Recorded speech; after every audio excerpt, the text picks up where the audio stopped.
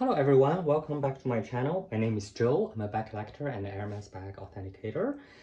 In this channel, the unique and rare handbags, I pick what I feel like worth talking about bags from my personal collection to fill up some of those archival like holes there in the internet. Sometimes there are things I try to find that I can never find on internet, so I try to do my parts to archive those worth talking about bags up there. So in my last two videos, I talked about two Hermes handbags. One is the Lindy, the other one is the 2424, which are not exactly very unique and rare. So I got bored. So I need to talk about something more exciting, something more unique. And here it is in front of us. A very interesting bag. As you can see, the shape, the metallic parts. This is a handle. I will get it out later. So this is from a brand that I mentioned last time, Suren, as you can see. Suren. Actually, I mentioned about this brand because recently Arnold's from Louis Vuitton Group, LVMH, the president, came to China and he visited two two Chinese brands shops. One is a bag brand called Songmong. This is not a Songmong bag, of course, it's Suren. The Songmong bag, but they are in exactly the same like kind of league. They share exactly the same I would say aesthetic aspiration and artisanalship. I've always preferred Suren. For more than 20 years, I'm a buyer. I have maybe like 10 bags from them. I've always appreciated their design and their making. So today it's the first time I talk about not that major brand maybe, and definitely the first time I talk about a brand from China. Just full disclosure, I do not get any money or any incentives from them. It's really from my pure personal interest that I talk about this. Okay, so this is a bag which is inspired from the gasoline, I think the gasoline container that people use in old cars. You would have like a thing like this. You put gasoline inside, and this is where you can pour it. Like for some reason, people needed those in the old days. So this is inspired from that, and it's a very like structured bag, as you can see, and very solid made, and it's a beautiful yellowish fauve color, and the bag is completely machine stitched, but also you can see with the slants. So the slants are definitely not how you distinguish if the stitches are machine or hand. It has a very interesting chunky metallic structure, which is pure decorational here, and the handle is not leather. The handle is I think it's plastic. Yeah, some kind of plastic.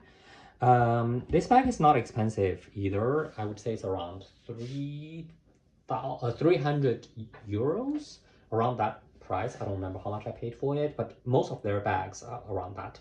They really distinguish them from like the design and the execution of it. So we can open it up. As you can see, it has a very pronounced structure here, and I will get the shoulder belts out. So the lining is in leather, but in contrasted color. And so here you have one compartment. Here you have the main compartment. This small compartments actually are formed completely by the curvy structure of the leather. So they have to, like, you see, it's very stiff. So, and then here you have a piece, added piece in leather for the shoulder belts tension. So yeah, you can see that different bag makers, they use different techniques to solve the problem of tension. For this bag, it's actually unnecessary because it's a very relatively small bag. I think it's about 20, less than 20 centimeters, 18 centimeters. This is like 18.2. So it's not a bag in which you can put a lot of things, so not so heavy things, but they still wanted to add this. They could have just run the shoulder belt through it like that. That wouldn't change anything, but they decided to do this way. And you can see here it's the same. They have a added piece here, leather piece here. Interesting. Now I see it says USA pad and with a serial number, so it's an imported piece. Huh. For this magnetic closure. So here you can see that the shape widens to the bottom and goes narrow up here. And the shoulder strap has quite a few holes, 1, 2, 3, 4, 5, 6, 7. So which is definitely a lot of holes, a lot of adjustment. I think this is what most of those cheaper, more affordable brands would do, because they do want their bag to fit everyone. They do not have the luxury of demanding the customers to get used to the bags. So the bags has to be really serving the people. But at the same time, I do feel this makes this parts really messy. Very often in Air Max, you only have 3 or 4 possible adjustments for the length. And then here you have really a lot. So it does have this small fend here, so to make this adjustment easier, but it's still very stiff. So all in all, okay, inside it you can't really see it. So it has actually a small side pocket here. Yeah, but it's really very shallow, so you won't be able to put too much in it. I don't really use this bag like the same way. I really use it as a decorational piece. I feel the structure, the architectural feeling of it is very like I really like it. Sometimes I buy useless bags. I bought this one maybe 3 years ago. It was one of the last ones that I bought from them. This bag got some kind of some design awards in one of the most prestigious, actually the most prestigious universities in China, the Tsinghua University. I think the founders has some kind of, I don't know if she's definitely not from there, because Tsinghua University only combined with the applied art, not the fine art, but the applied art school of the applied art and industrial design, like recently, maybe 20 years ago. And actually the founder, I know her, she's much older, so, but they do have some kind of link. Yeah, so this is basically the bag, so which is again interesting is this part. So it imitates the nozzle of the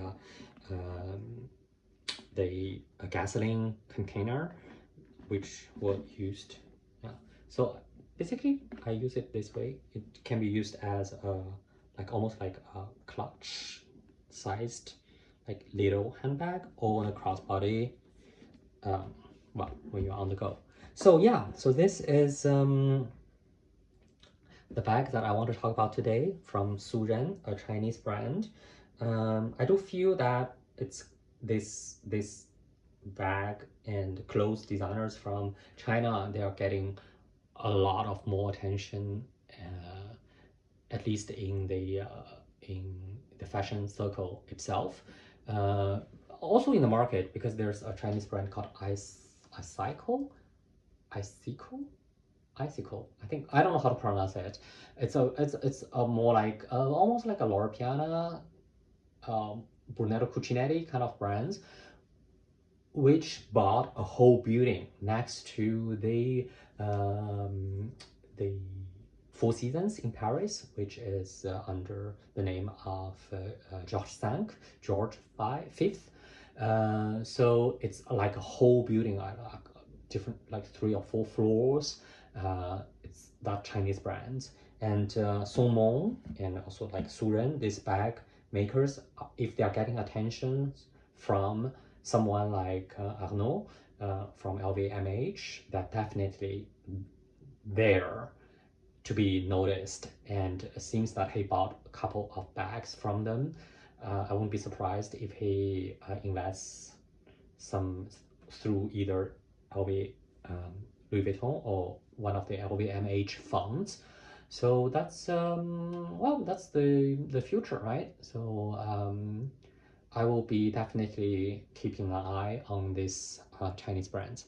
Thank you very much for watching, and yeah, see you next time.